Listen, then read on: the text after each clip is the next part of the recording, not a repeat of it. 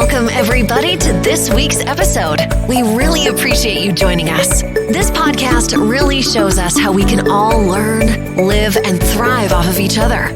By sharing our knowledge through our conversations, we will impart some knowledge whilst learning ourselves how to progress even further. Here is your host. This is your host, Omobola Stephen, or Live Well Lived by Omobola Stephen. Now, remember, Live Well Lived by Omobola Stephen is a self-improvement and personal development podcast that occasions expert and professionals who have the right information to share with the audience on any disruptive insight on topics on the personal development and self-improvement. Now, I need to let you know that self-improvement and personal development is a lifelong process, and it's something that we need to embrace in order to move from where we are to where we need to be. On today's show, I have Sunitha Sandeep, who is the transformational coach for women professional executives. Hi, Sunitha. Welcome to the show. Hi, Omobola. So beautiful. Thank you so much. It's a pleasure for me and also a privilege for me to be here talking to you today. All right. It's a pleasure having you once again, Sunitha Sandeep. Now we'll be focusing on your area of expertise, talking about, focusing on a woman, right? How we can get it right, how we can find our passion in this modern age that we have. Now, the first question I would like to ask you, because I understand your area of expertise, one of your core area of expertise is on helping your clients shift from masculine to feminine energies while they tap into their peak potential. Now, that's such an incredible niche you've got here. Can you tell us more? Yeah, so the kind of clientele that I work with, the women are mostly professionals who are usually 40 plus professionals, executives, leaders that have achieved what they wanted to achieve in their life. And they probably had desired this when they were 20 years old. So now at 40, they kind of completed whatever they thought they had to desire and whatever life was to be. And they thought that's the end and they're going to live a happy life forever, right? But then what happens is unless and until we change and be very flexible with respect to what we feel success is and keep changing that every year, every 5 months, or every 1 year, every 10 years, every 5 years. If we hold on to what we thought, that can cause a big suffering.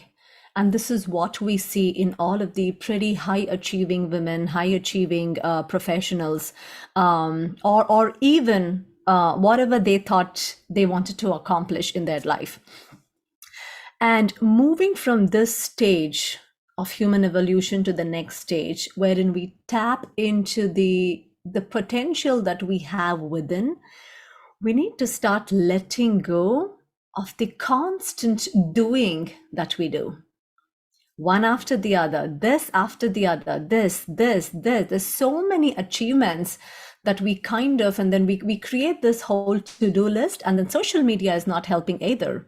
We just go there, oh, that person is doing like 10 things and I'm only doing like 2 things. So then mentally I have already developed a do-it-all kind of an avatar, women avatar. And then, but this is what I'm doing.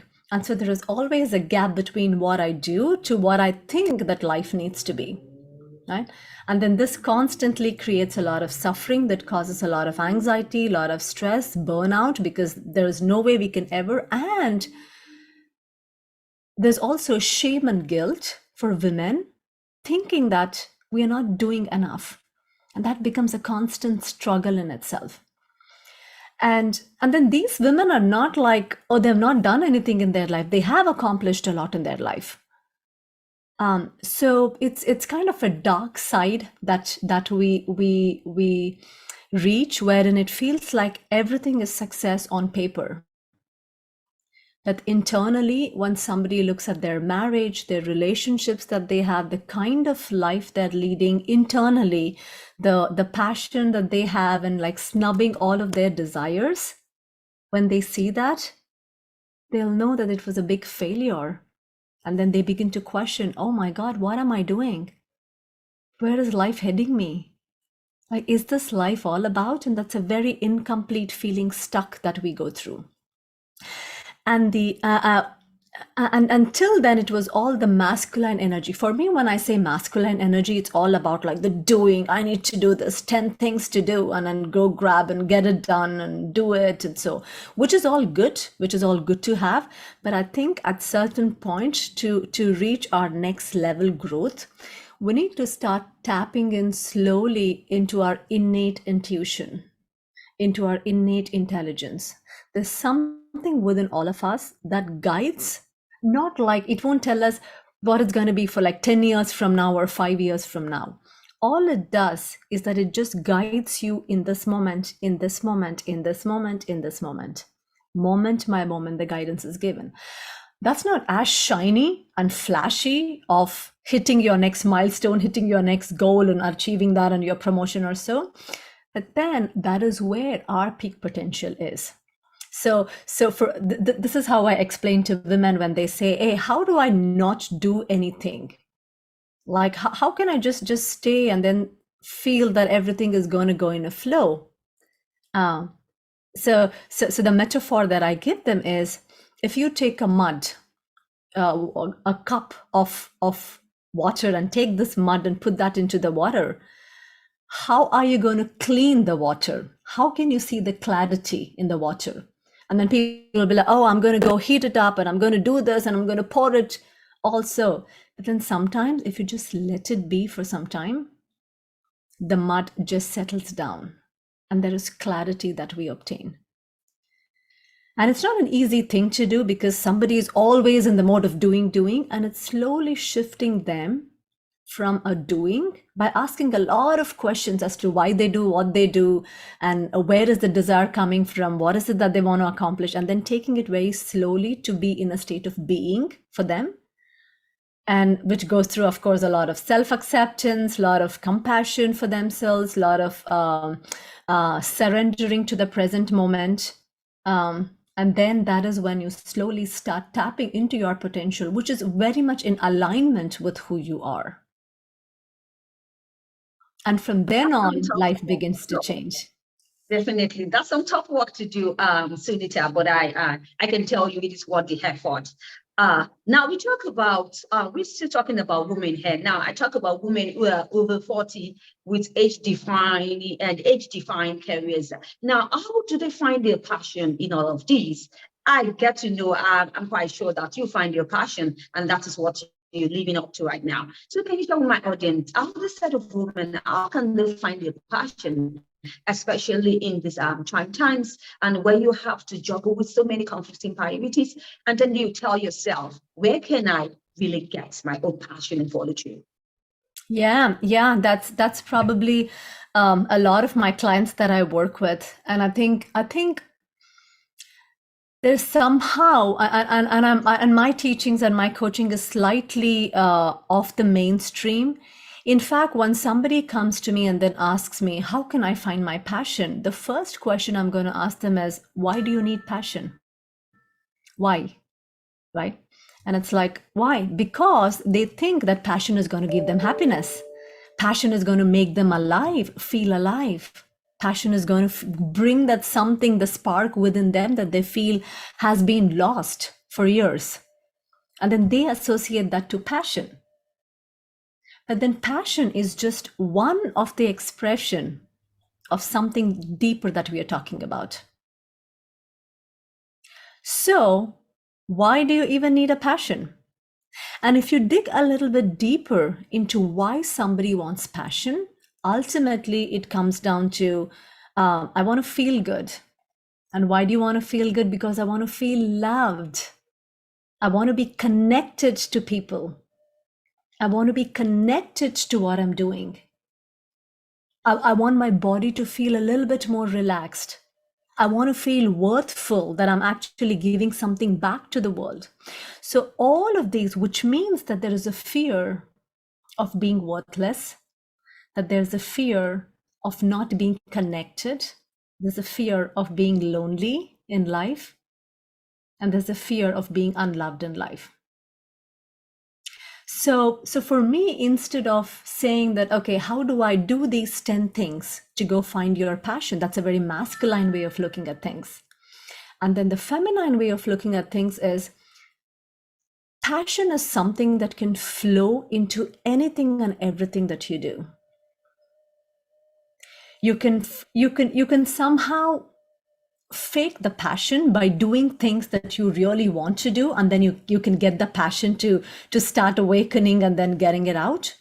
Or you can truly go a little bit deeper into yourself and see the source of what passion is all about. What does passion feel like for anybody? What does it feel like? And why can't we have passion in everything that we do? Why do we only associate passion to certain activities? See, now the whole shift, there's a whole big shift now. You don't have to look for certain activities to get your passion. You become the passion. You embody the energy of passion. And now when you go with that passion to anywhere, whether at your work, whether as a mother, whether as a wife, whether as a corporate professional, whether as a business entrepreneur, it doesn't matter, because what you embody is passion. And that is the shift from masculine energy to a feminine potential. So my way of taking them is slightly different. And then how do we go there? Is by clearing off all of the things that is holding on to us. That this is what I need to do. This is what I don't want to do. This is how it has to be. This is not how it has to be. So there's a lot of resistance to what is happening, or there's a kind of holding that we always hold on to. You know, this is exactly how I want it. So it's like a fear of losing something we have, and fear of facing something that we don't want to, right?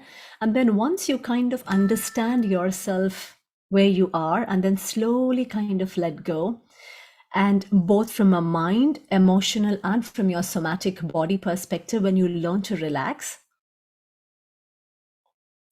that's when the energy of passion naturally starts flowing. Because have you felt, Omobola, there are some certain times that you just feel good and you don't know the reason why. It just feels good. Yeah, and it was not that any particular activity you were doing or anything like that. It just feels like everything is fine. And then sometimes you might be doing the best thing that you always wanted to do, and you just don't feel connected. So the source is completely different. So instead of going through the surface level and then trying to tap into our source, why not we directly take our attention to the source? And from there, whatever comes out of that is an expression of the passion itself. Right. Now, Sunitha, still talking about passion. Now, you emphasize 5 P's when you're working with your clients. Now, talking about profession, parenting, purpose, passion, and partner. Now, what's your definition of personal fulfillment? And how can we get women to be unstuck, to be fulfilled, and have it all rippled in all of these 5 P's? Yeah. So I take them through a journey of inner transformation. Complete inside out transformation. So nothing in the external world needs to change. And everything in the internal world will change. And it just feels like nothing has changed, but everything is different. That's the place I usually take them. So it's a combination of both spiritual ancient wisdom, which is what I call of a spiritual way of understanding who we are at the core level of our consciousness. And on the other end, it's more about healing ourselves, like, you know, the body conditioning that we have, that we are holding on to, any of the previously held trauma that we are holding on to. These are the ones that are actually causing us to be away from our profession as a partner, as a parent, as a passion, and as a purpose. And once you clear these outer surfaces slowly, understanding your blocks, understanding why you're suffering, understanding why are you running away from where you are? Why do you need to run away from where you are? Because there's a lot of fear that we are holding on to. And you go down to the level of fear and then start disseminating, start melting away those fears. Life just becomes a little bit of a relief for you automatically. And from the relief comes a presence. that you're actually present. No matter what you do, you're present. And that literally becomes your energy provider.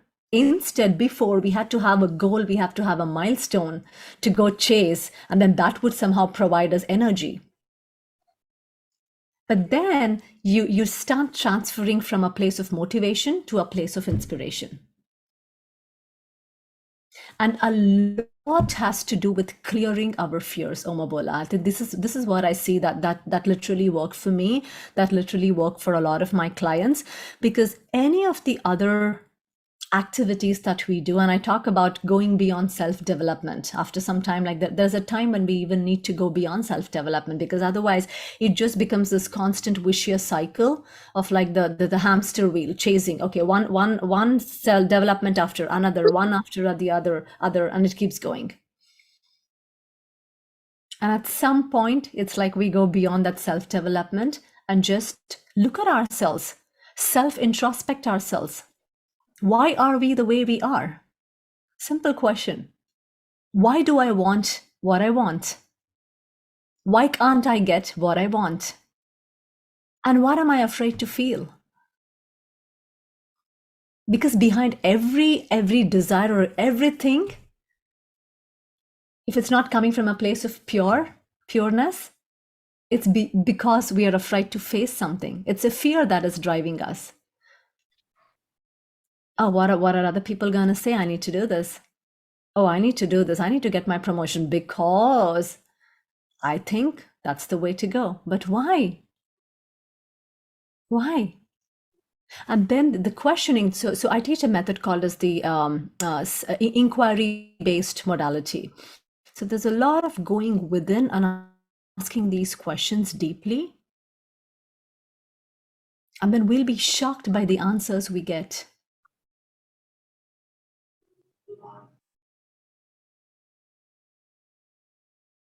It's a very difficult place to understand ourselves, because there's a lot of hidden traumas that are out there. There's a lot of childhood related memories and events that we have going on. I fear. But do we have the courage to look at ourselves and then sit with those fears, understand them, accept them, embrace them? Because that's literally 70-80% of the work, if we can do that. And then the question of passion, purpose, all of that naturally flows. We don't have to go look for something. In fact, I was just writing a blog post on this just before this podcast.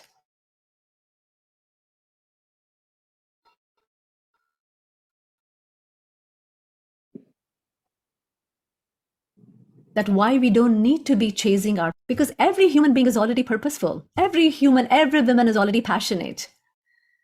Every woman is creative. Absolutely. Thank you once again for that insight, Sunitha. Now, talking about our upbringing, talking about the traumas we've had, in our childhood, which has become a kind of mindset that has ended in some way or the others. Now, that's why we find ourselves here. Most of us talk and just frustrated about life. Now, how can we go beyond our mindset to reach our full potential in life? Any strategy or tips that can help? Yeah. So I also teach a process called as the somatic healing, which is going beyond the mindset. For me, mindset was of course, you start with the mindset, and it's an amazing practice, because what mindset does is it shifts you from looking at one perspective this way to look at things in a different perspective. Oh, there are like multiple perspectives to look at, and then let me choose which perspective will be good for me, and then go with it. So that's the mindset.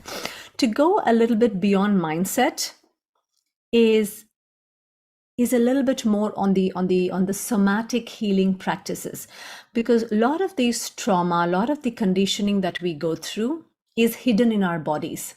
So usually when you find somebody talking like, I know I need to do that, and I completely understand that I need to do it, However, something feels stuck.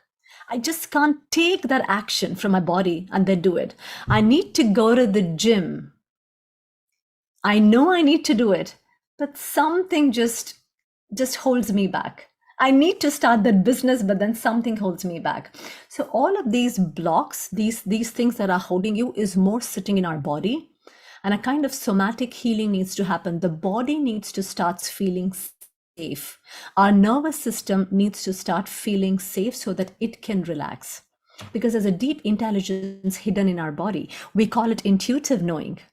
As a mother, you probably know that there's some kind of an intuitive knowing that you already know beyond what anybody is going to say about your kids, right? So there is some kind of an intuitive knowledge that is sitting in our body that probably needs to be tapped in. And then how do you tap those intuitive knowledge is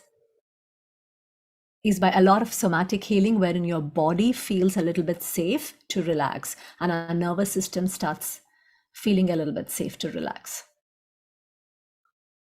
So all of the teaching that I do, Omobola, is all about letting the innate intelligence naturally come to the surface, and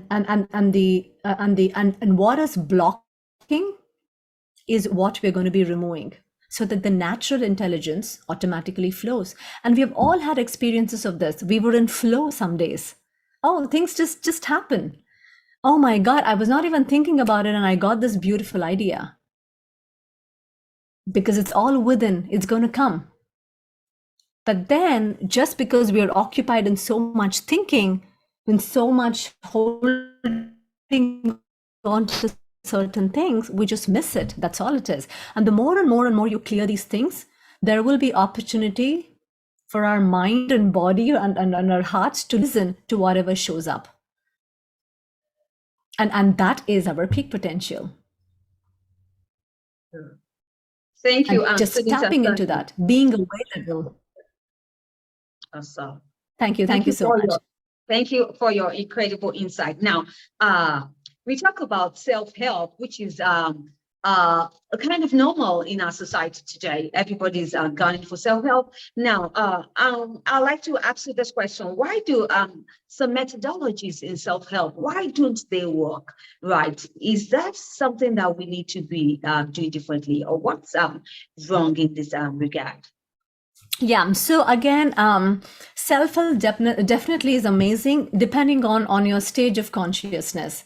For somebody who is at the age of 40 or 45, again, it depends what exactly self-help means. If the source of self-help is thinking that there's something wrong with me and I need to fix, it's never going to work. And if self-help is something like, oh, there's a desire for me naturally to go and learn dancing. You see, and then what are the things that I need to do to learn dancing? What is blocking me? Oh, I need to change maybe my mindset. I need to do certain these kind of practices, or I need to do some meditation practices. I need to do some self-care practices. Why? Because I need to do something different. And I just need to feel kind of like, I want that liveness back, and I just want to feel that way for no reason at all. Then the self-help is going to work.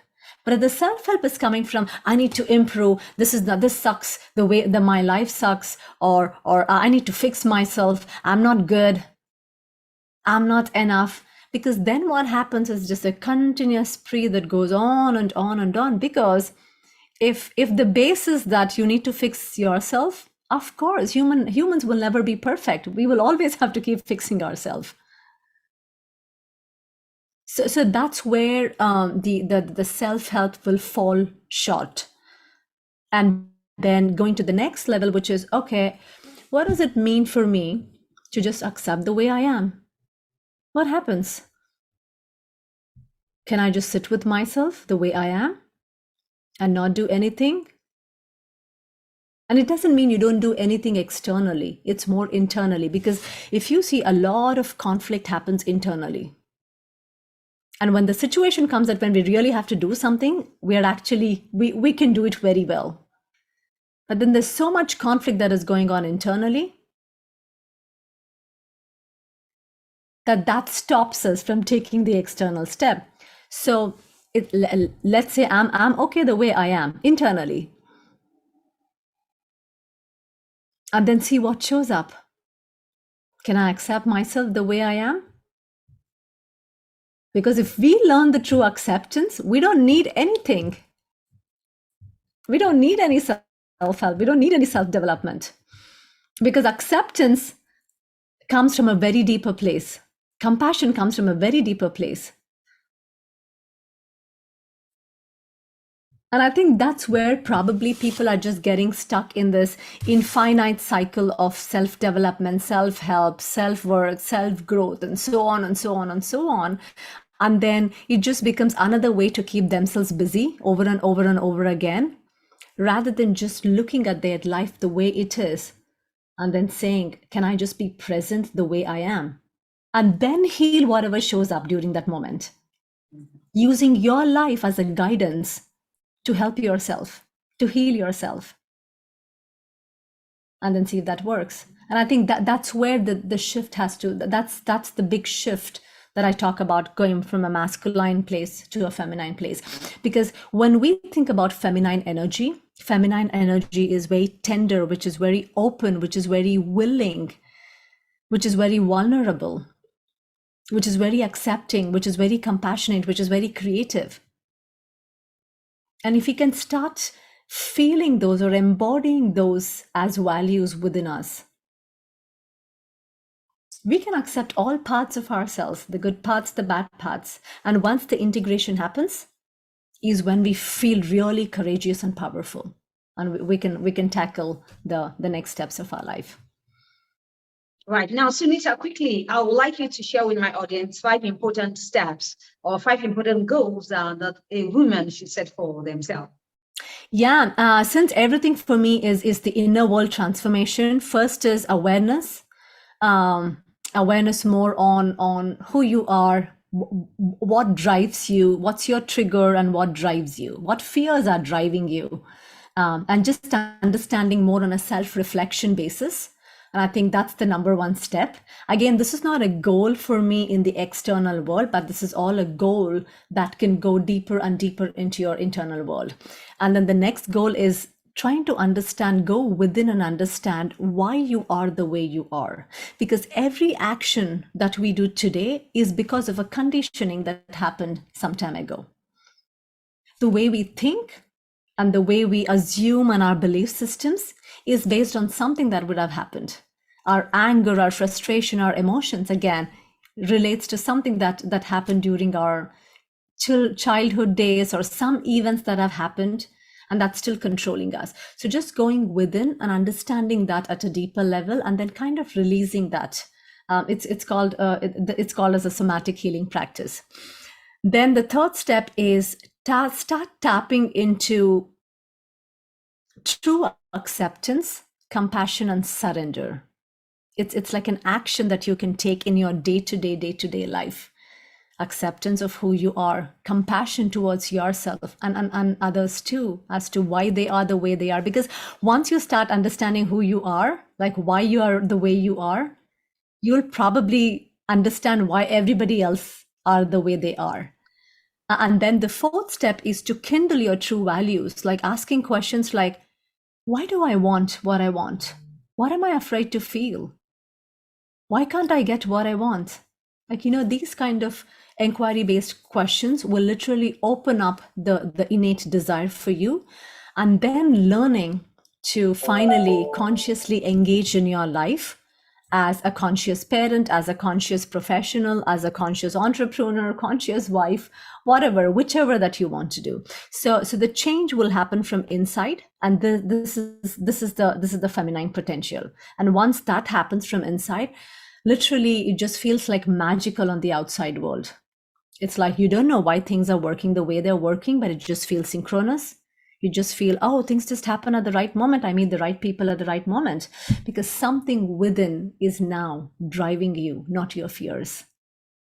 And I think that's the change, probably the 5 steps that I have told. All right. probably will help. Sunitha, I'm sure that you have exciting information you'd like to share with my audience now. You can quickly share them. Yeah, all of the information that I have is on my website, www.sunithasandeep.com.